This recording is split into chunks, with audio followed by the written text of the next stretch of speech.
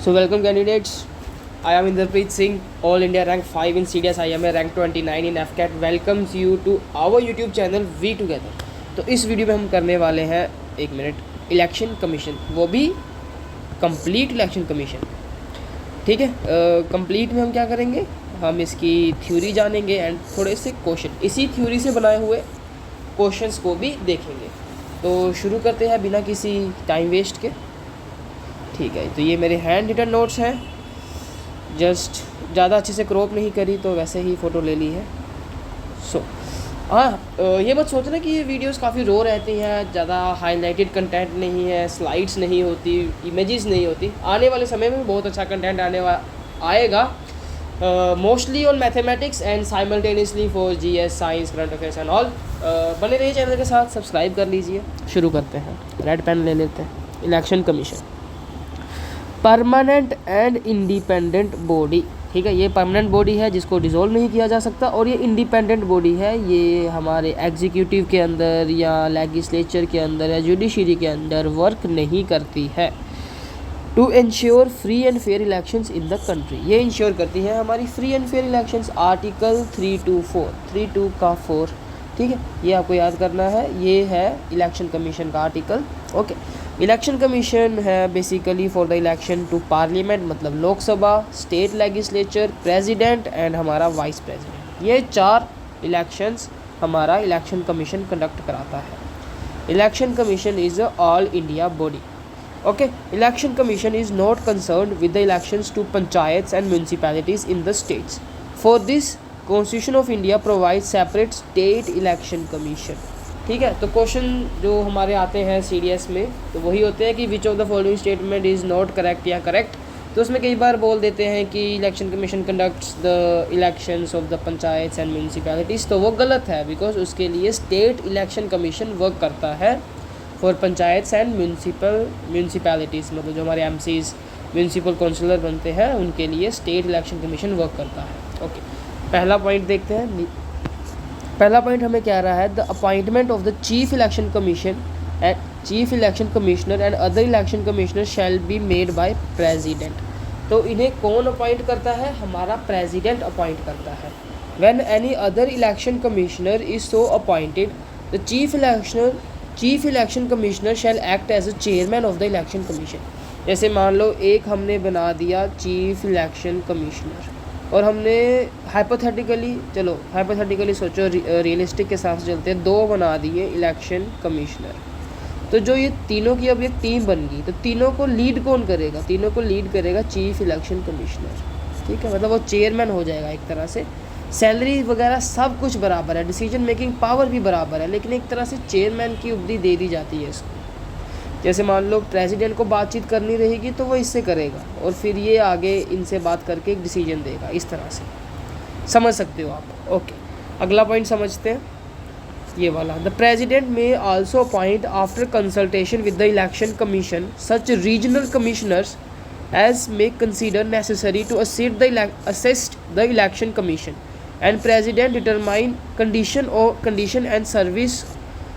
Of service and tenure of the office of election commissioners and regional commissioners. ठीक है, president के हाथ में है कि वो इलेक्शन कमिश्नर्स अपॉइंट करे, रीजनल कमिश्नर्स भी अपॉइंट करे, उनका टेन्योर, उनके सर्विस, वो सब कौन डिसाइड करेगा, हमारे प्रेसिडेंट जी ही डिसाइड करेंगे। अगर election commissioners, chief election commissioner तो एक है, इलेक्शन कमिश्नर के नंबर बढ़ाने हैं घटाने हैं, वो पावर भी प्रेसिडेंट के हाथ में रहती है। ये थोड़ी सी हिस्ट्री जानेंगे अब हम यहाँ पे, ये कुछ इतना ज़्यादा इम्पोर्टेंट नहीं है, पर just for a safer side इसे भी कंसीडर करेंगे। फ्रॉम 1950 टू 15 अक्टूबर 1989, ठीक है, इलेक्शन कमीशन हमारी सिंगल मेंबर बॉडी थी विद चीफ इलेक्शन कमिश्नर। सिर्फ एक ही हुआ करता था, chief election commissioner. But from 16 अक्टूबर 1989 2 और मेंबर को इलेक्शन कमिश्नर के तौर पे अपॉइंट किया गया to cope up with increased work of election commission on the account of lowering the voting age from 21 to 18 years।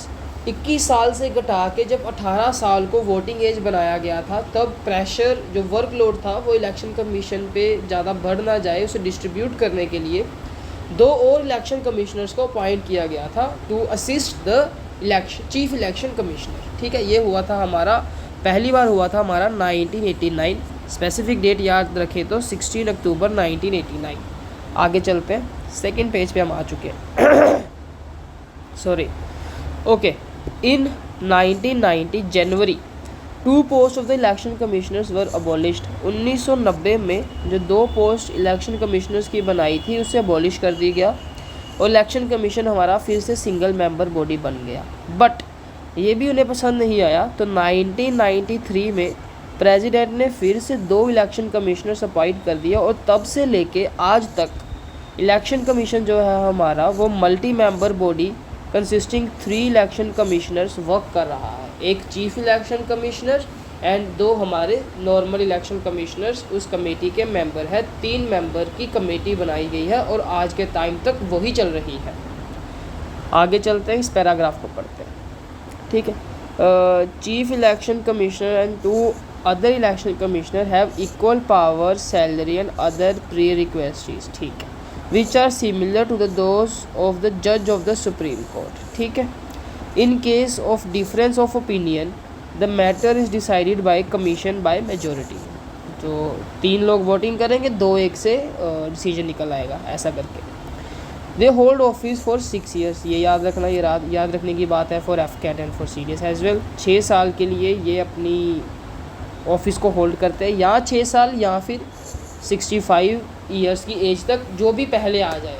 पहले अगर 6 साल हो गए तो निकल लेंगे, अगर पहले 65 ईयर्स की एज हो गई तो भी निकल लेंगे। या फिर ये लोग रिज़ाइन कर सकते हैं एनी टाइम, या फिर निकाले भी जा सकते हैं। निकाले जाते हैं ये same as a manner of the chief justice of India, या फिर हमारे सुप्रीम कोर्ट के जैसे जजेस निकलते हैं, उसी बेसिस पे इन्हें निकाला जाता है सेम।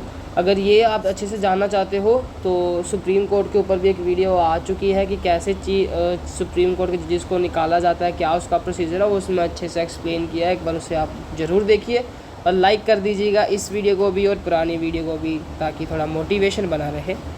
ठीक है, सो जो भी जल्दी होगा, 6 साल जल्दी हों, 65 ईयर्स जल्दी हों, तो उस हिसाब से उन्हें वो अपना ऑफिस छोड़ देते हैं, या फिर रिज़ाइन कर सकते हैं। रिज़ाइन करते हैं वो अगेन प्रेसिडेंट को, या फिर निकाले भी जा सकते हैं। निकाले जाते हैं द सेम वैनर एज द जज ऑफ द सुप्रीम कोर्ट। अभी कुछ और पॉइंट्स पढ़ेंगे। पहला पॉइंट है इनका इंडिपेंडेंस।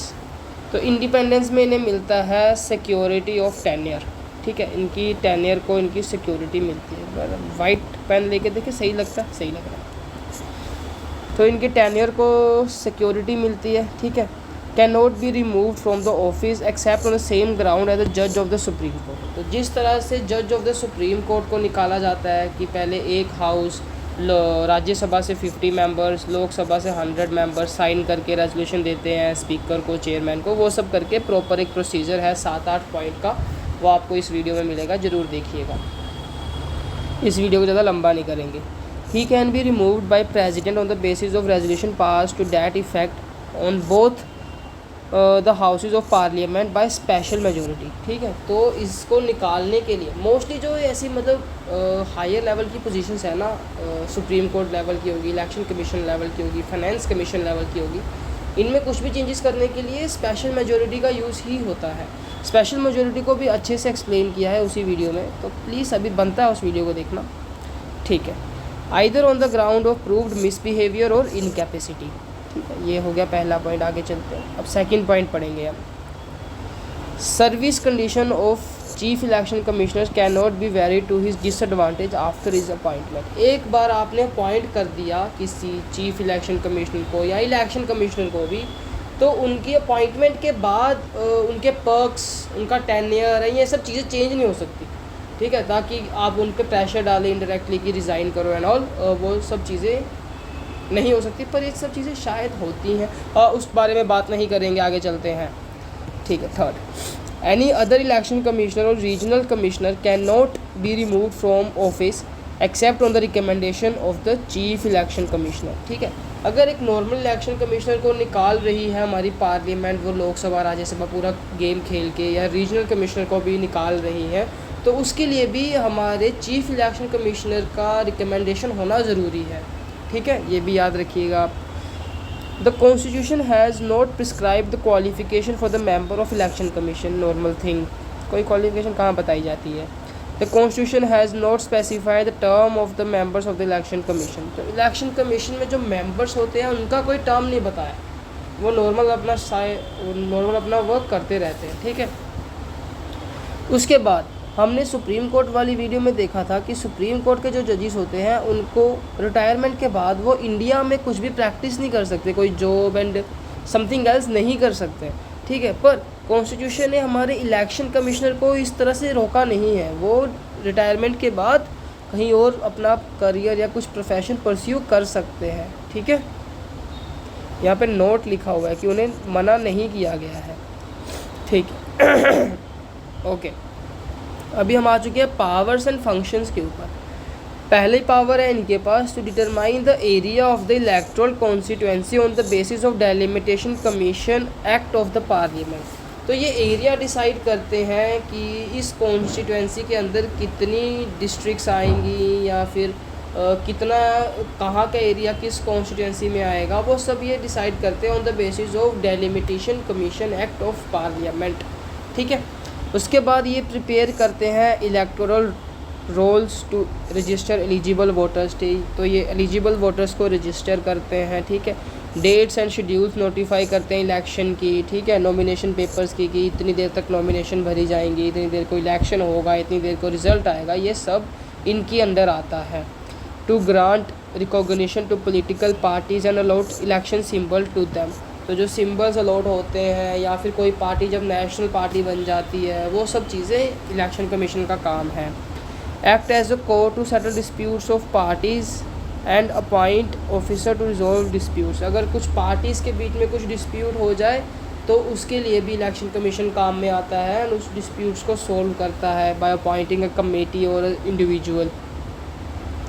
प्रिपेयर करता है ये roster for the publicity of policies of the political party, जो रोस्टर वगैरह बनते हैं वो भी इन्हीं के थ्रू होके निकलते हैं कि कुछ गलत या कुछ वैसी चीज़ें ना छप जाएं, तो एक बार ये भी अपना लुक आफ्टर रखते हैं। 7th है to advice,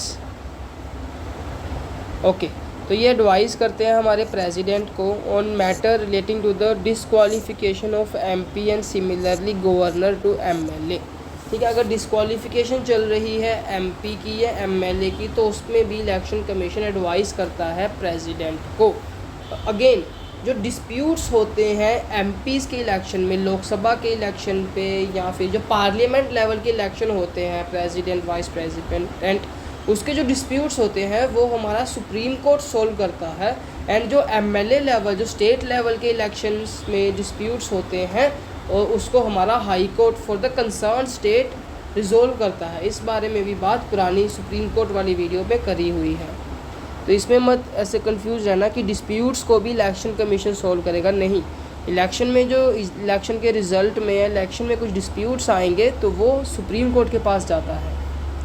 okay, cancels pools in case of irregularities, अगर कहीं पे कोई धांधली दिखे कि यहाँ पे कुछ चीटिंग वगैरह हुई है तो ये कैंसिल कर सकते हैं पूल को और नई डेट देंगे आपको कि इस डेट को नया पूल होगा। सुपरवाइज़ करते हैं मशीनरी का फ्री एंड फेयर इलेक्शन के लिए, EVMs जो है हमारे वो इन्हीं के अंडर है एंड उनको एश्योर करते हैं कि कहीं पे भी वोट दबाने में हमारी किसी और पार्टी को वोट ना आ जाए। ऐसे काफ़ी एलिगेशंस लगाए जाते हैं उन EVMs के ऊपर, पर ऐसा नहीं होता है, थ्योरी तो यही कह रही है। Okay, advise president in time of emergency to conduct election if emergency extend more than 1 year, तो जब एमरजेंसी लगती है तो मोस्टली इलेक्शंस रुक जाते हैं, पर इन केस एमरजेंसी 1 साल के बाद भी एक्सटेंड हो जाती है तो कोई इलेक्शन किसी स्टेट का या नेशनल लेवल का रुक रहा है तो उसके लिए इलेक्शन कमीशन प्रेसिडेंट को एडवाइस करता है कि हम एमरजेंसी लगे हुए इलेक्शन कंडक्ट करवा सकते हैं। फिर ये रजिस्टर करते हैं एंड ग्रांट करते हैं पॉलिटिकल स्टेटस टू पार्टीज़ कि national level, state level party, national level party, उस तरह से रजिस्ट्रेशन होती है पार्टीज़ की, वो भी हमारा इलेक्शन कमीशन करता है। सो वाइट कलर काफ़ी हो गया, ब्लू लेते हैं। Okay, election commission is assisted by deputy election commissioner, civil services से आते हैं ये डिप्टी इलेक्शन कमिश्नर्स, ये असिस्ट करते हैं इलेक्शन कमीशन को at central level. State level पे इलेक्शन कमीशन को असिस्ट करते हैं chief electoral officer who is appointed by chief election commissioner in consultation with the state government. ठीक है, तो चीफ इलेक्टोरल ऑफिसर होते हैं वो स्टेट लेवल पे हेल्प करते हैं, जो कि अपॉइंट होते हैं bye chief election commissioner in consultation with the state government. फिर डिस्ट्रिक्ट लेवल की बारी आती है। डिस्ट्रिक्ट लेवल पे हमारा जो कलेक्टर होता है वो as a district returning officer act करता है। ठीक है, एंड वो रिटर्निंग ऑफिसर अपॉइंट करता है for every constituency in the district and presiding officer appoint करता है for every polling booth in the constituency. ठीक है, तो इसके बारे में अभी आगे क्वेश्चन में और अच्छे से बताया हुआ है, वहाँ से आपको और क्लैरिटी होगी कि जो हमारे डिप्टी इलेक्शन कमिश्नर्स हैं जो सिविल सर्विसेज के अंडर आते हैं वो सेंट्रल लेवल पे होते हैं। स्टेट लेवल पे हमारे चीफ इलेक्टोरल ऑफिसर हैं। फिर डिस्ट्रिक्ट लेवल पे हमारा डिस्ट्रिक्ट रिटर्निंग ऑफिसर है, वो डिस्ट्रिक्ट लेवल पे है। फिर कॉन्स्टिट्यूंसी लेवल पे हमारा रिटर्निंग ऑफिसर है। फिर कॉन्स्टिट्यूंसी के अंदर जो हमारे पोलिंग बूथ होते हैं वहाँ पे हमारा presiding officer as a decision maker act करते हैं। तो अलग अलग लेवल पे अलग अलग डिसीजन मेकर रखे हुए हैं छोटे मोटे कार्य को हैंडल करने के लिए। तो यहाँ पे शायद नोट्स हो चुके हैं ख़त्म। हाँ, नोट्स हो चुके हैं ख़त्म। अभी हम चलेंगे क्वेश्चंस की तरफ। क्वेश्चन से पहले हम देखेंगे छोटी सी ऐड में हम देखेंगे कि कैसे आप हमारे एसएसबी मेंटरशिप प्रोग्राम में ज्वाइन कर सकते हो। उसमें आपको 4 क्लासेस मिलती हैं। 4 क्लासेस 4 वीक्स तक है। क्लासेस जो है वो मोस्टली सैटरडे संडे को रहती है। जैसे मान लो इस संडे आपकी टैट की क्लास हो गई तो अगले संडे आपकी वैट एंड एसआरटी की क्लास होगी। तो जो ये बीच में पूरा वीक बचता है इसमें हम स्टोरीज़ प्रैक्टिस करते हैं। ठीक है, एंड आपकी स्टोरीज़ का एनालिसिस आपको दिया जाता है। डेली 1 2 3 स्टोरीज़ प्रैक्टिस करी जाती है, उसका डिटेल एनालिसिस आपको बताया जाता है कि यहाँ पे इम्प्रूवमेंट का स्कोप है, कि आपकी स्टोरी की थीम ज़्यादा सजेस्टिव जा रही है या आपकी स्टोरी की थीम ज़्यादा एरोगेंस वाली जा रही है, सेल्फिशनेस की तरफ जा रही है, तो वो चीज़ें बताई जाती हैं। तो सबसे बड़ी बात है इस मेंटरशिप में कोई बैच नहीं होता है कि 4-5 बच्चे एक साथ पढ़ रहे हैं। इसमें सिर्फ आप रहते हो और मैं रहता हूँ और मैं आपको अपना प्रॉपर एक्सपीरियंस शेयर करता हूँ कि आपको इस टेस्ट में ये चीज़ों का ध्यान रखना है, इस टेस्ट में ये चीज़ों का ध्यान रखना है, ऐसी इंस्ट्रक्शन मिलेगी वैसी इंस्ट्रक्शन मिलेगी, उसको कैसे हैंडल करना है, वो सब चीज़ें बताई जाती हैं। तो डेफिनेटली आपको बहुत हेल्प करेंगी एंड इनके चार्जेस भी बहुत कम हैं। जस्ट वो चार्जेस रखे गए हैं टाइम को वैल्यू करने के लिए एंड वो बहुत कम है यार लिटरली। अगर आप इसमें ज्वाइन करना चाहते हो तो आप टेलीग्राम चैनल में मेरे को डीएम करो एंड जितना जल्दी हो सके डेट बुक कर लो, बिकॉज फिर उसके बाद आप अगर इमीडिएट एसएसबी से पहले बुक करोगे तो आप उतना फ़ायदा नहीं ले पाओगे, आप खुद से प्रैक्टिस नहीं कर पाओगे। चलो आगे चलते हैं। अभी हम आ चुके हैं क्वेश्चंस पे, तो चलते हैं। पहला क्वेश्चन पढ़ते हैं। Which of the following election is not under the election commission of India. तो यहाँ पे टिक कर रखा है कि पंचायत एंड म्यूनसिपैलिटीज़ के इलेक्शन जो है वो इलेक्शन कमीशन ऑफ इंडिया के अंडर नहीं आते। लोकसभा के इलेक्शन आते हैं, वाइस प्रेसिडेंट के आते हैं, लेजिस्लेटिव असेंबली के आते हैं, प्रेसिडेंट के भी आते हैं। पंचायत के नहीं आते, म्यूनसिपैलिटी के नहीं आते। आगे पढ़ते हैं। Right the name of the body which conduct those elections. तो ये कौन करती है? ये हमारी स्टेट इलेक्शन कमीशन कंडक्ट करती है। ठीक है। How to determine condition and service and tenure of the election commissioner who determine condition of service and tenure of the election commissioner regional commissioner. ये प्रेसिडेंट जी हैं हमारे, वही डिसाइड करते हैं service and tenure. Okay. Which amendment of the Indian constitution decreases the age of voting from 21 years to 18 years. तो ये था हमारा 61st amendment act 1988। Under 61st amendment act 1988 हमारी जो वोटिंग एज थी वो डिक्रीज़ हो गई थी फ्रॉम 21 ईयर्स टू 18 ईयर्स। ठीक है, ये भी आप याद रखिएगा। Chief election commission hold office for 6 years और until the age of 65 years. ठीक है, 6 साल तक या फिर 65 साल की उम्र तक वो ऑफिस में रहता है।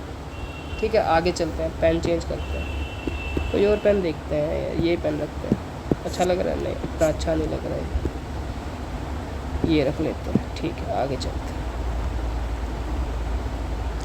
विच of the following is not correct. No fix qualification for election commission members of election commission, ये सही है। ठीक है। No fix term for the members, ये भी सही है। Election commissioners can not do any other job after retirement, ये गलत है क्योंकि इलेक्शन कमिश्नर काम कर सकते हैं रिटायरमेंट के बाद।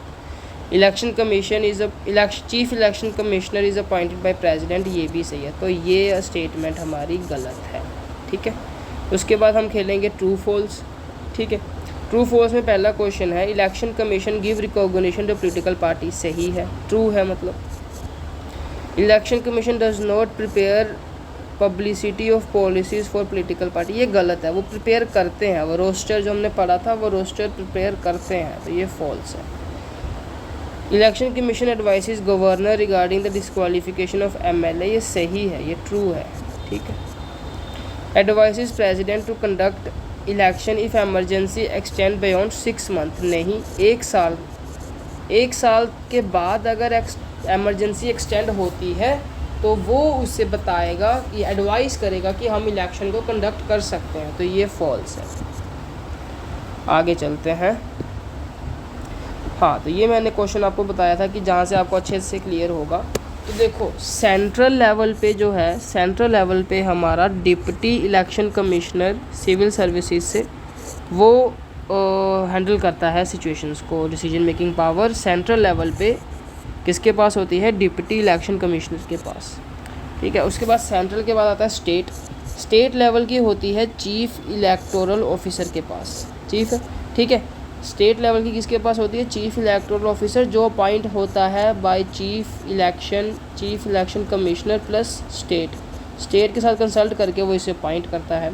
स्टेट के बाद डिस्ट्रिक्ट लेवल पे ये होती है returning officer, district level returning officer, जो कि कलेक्टर होता है डिस्ट्रिक्ट का, वही एक्ट करता है एज ए रिटर्निंग ऑफिसर, वो डिस्ट्रिक्ट लेवल पे डिसीजन मेकिंग हैंडल करता है। फिर लोकल लेवल मतलब पोलिंग बूथ के लेवल पे जो होते हैं वो हमारे प्रिसाइडिंग ऑफिसर होते हैं, ठीक है, वो लोकल लेवल पे हैंडल करते हैं सिचुएशन, ठीक। तो हो गया होगा, इस क्वेश्चन से आपको काफ़ी अच्छे से समझ आ गया होगा। हमने पूरी कोशिश करी अपनी। Who can change the number of election commissioner? President change करता है, पता है, प्रेसिडेंट के हाथ में है। रीजनल कमिश्नर्स को अपॉइंट करना भी प्रेसिडेंट के हाथ में है, इलेक्शन कमिश्नर के नंबर चेंज करना भी प्रेसिडेंट के हाथ में है, वो सब चीज़ें, ठीक। 9th है हमारा fill in the blanks. Chief election commissioners is removed from his office in the same manner as the जज ऑफ द सुप्रीम कोर्ट, ठीक है। जैसे जज ऑफ द सुप्रीम कोर्ट को रिमूव किया जाता है उसी तरह से हमारा इसको भी किया जाता है, ठीक है। Election commissioners is removed by president हटाता है इन्हें, वो रेजिग्नेशन भी प्रेसिडेंट को देते हैं, और पार्लियामेंट के थ्रू अगर प्रपोजल पहुंचा है तभी प्रेसिडेंट ही इन्हें रिमूव करेगा on the recommendation of the chief election commissioner. अगर इलेक्शन कमिश्नर को हटाया जा रहा है तो चीफ इलेक्शन कमिश्नर की रिकमेंडेशन ज़रूरी है। Okay, consider the following statement, फिर बताना है कि कौन सी इसमें से गलत है, ठीक है। तो पहली स्टेटमेंट पढ़ते हैं।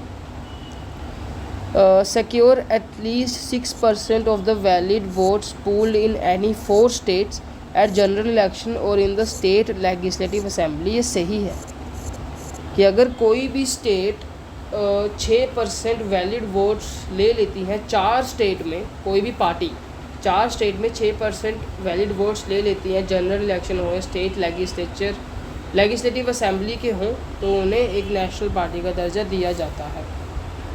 सेकंड है if win at least 4 seats in the house of people मतलब लोकसभा फ्रॉम एनी स्टेट और स्टेट्स, एक स्टेट से भी हो सकती है 4 सीटें, अलग अलग स्टेट से भी 4 सीटें हो सकती हैं, और it win at least 2% of seats in the house of people, ये 2% सीटें ले ली हाउस ऑफ पीपल की, एट लीस्ट 11 सीट्स, ठीक है।